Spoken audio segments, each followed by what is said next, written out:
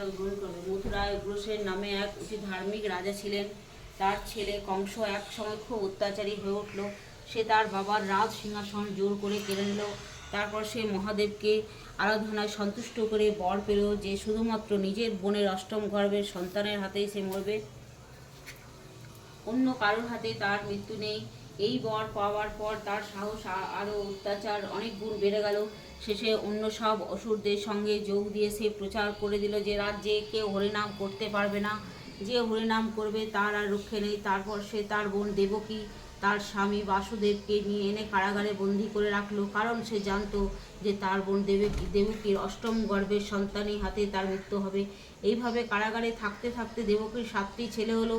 আর কংস প্রত্যেকটি কারাগার থেকে নিয়ে গিয়ে পাথরের ওপর আছড়ে মেরে তাদের মেরে ফেলল। শেষে যখন কংস খবর পেল এইবার দেবকীর অষ্টম গর্ভের সন্তান হবে, তখন সে কারাগারের চারিদিকে খুব কড়া পাহারার ব্যবস্থা করল।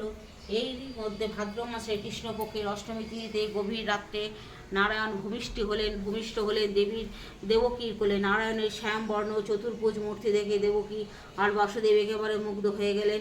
বসুদেব খুবই কাতরভাবে ভগবানকে ডাকতে লাগলেন এই ছেলেকে রক্ষা করার জন্য। এই সময় কারাগারে এক দৈববাণী হলো। বসুদেব